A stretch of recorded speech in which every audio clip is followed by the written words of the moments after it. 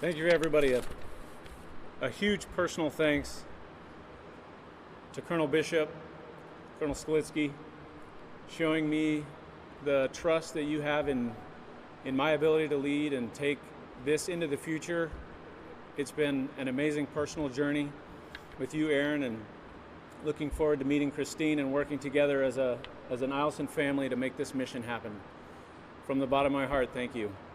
Also, thank you to the group commanders, the squadron commanders, the chiefs, all of our civilian dignitaries and visitors and guests here today. Thank you for being here. We have industry partners, and we are embarking on a fantastic and amazing journey for Eielson.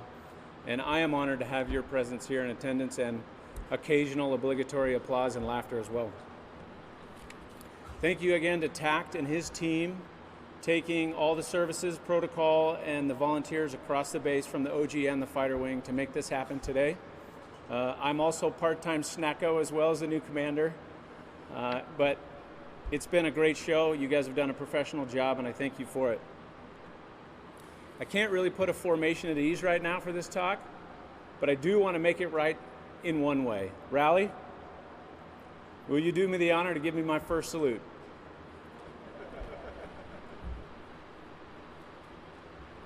Thanks, brother.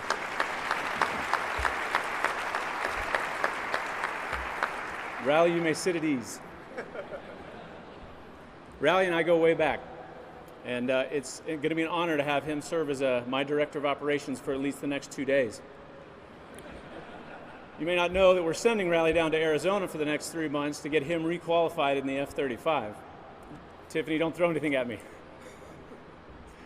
And a very special thanks to Tiffany for helping us get the guidon ready in time and making that a special event, for your efforts on that. Amazing talents, and thank you.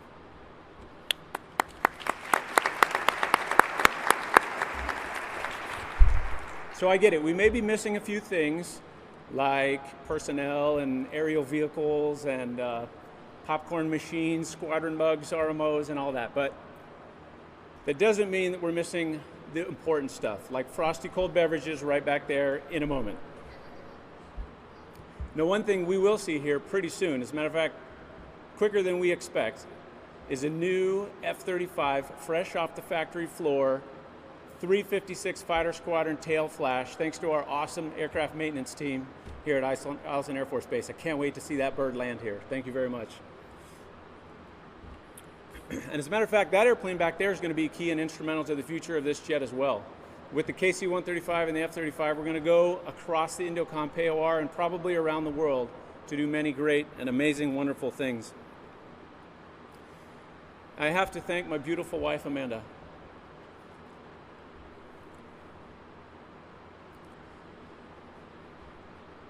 Who took a risk on me a long time ago and an insurance policy and sent me off to Afghanistan twice. Sent me to weapons school, thankfully only once. Sent me to Korea twice, all while carrying and bearing 2 sets of twins, born only 18 months apart. So it's not my biography that should be on this program today, because it's the mountains that she's really climbed and conquered that's gotten me here today. To Clay, Claire, Luke, and Lily, my beautiful children, thank you for at least pretending to remember who I was when I walked in the door on some nights. You've been a wonderful support to me, and we're going to have a fun time here. I am blessed to have my mother, father, and my sister Esther here.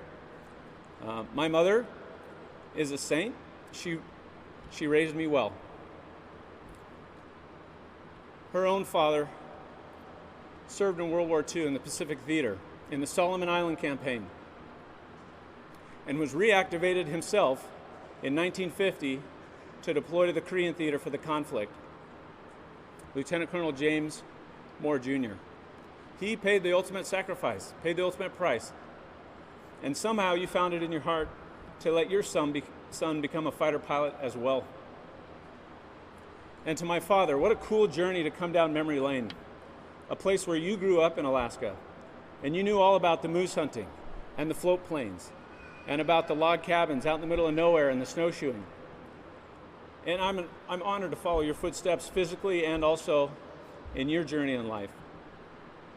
He's a retired Army officer who put boots on the ground in the Southeast Asian conflict in 1970.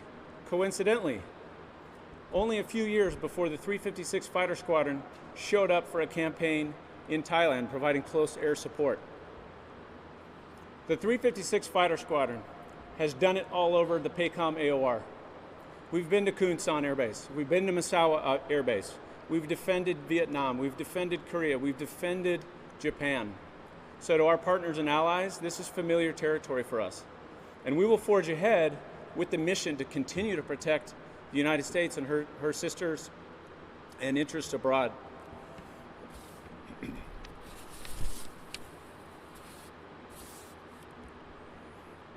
We have a history of firsts in the 356 Fighter Squadron. As Colonel Slitsky commented, we started in the P-51s in the European theater. And the pioneering group took a brand new airplane and became the highest scoring unit in the European theater.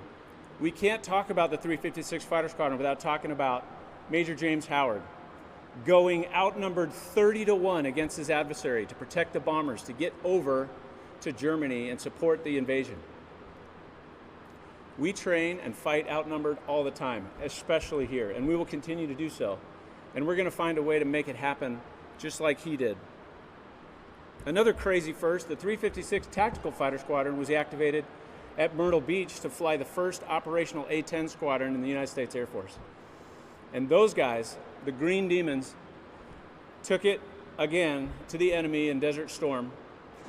When I made a post to notice that we were going to reactivate the 356 Fighter Squadron, the old tactical fighter bubbas on the My Book just exploded with stories and comments. I was there, 1977. I was there, 1990.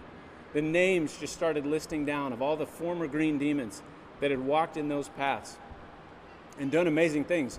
This jet is really good at suppression of enemy air defense. And I've got a story on Facebook of an A-10 pilot in Iraq that rolled in and shot an anti-aircraft artillery piece, ZSU-23-4, right in the face at close range with a Maverick rifle and shack. That's some suppression of enemy air defenses. This is the legacy that we will carry. These are the shoulders that I will stand on. And the men and women future of the Green Demons will go out and do the things that they've been charged to do by our commander, and the things that we know are right for the United States and our allies and partners. There's even a former Green Demon with us today. Red, will you raise your hand?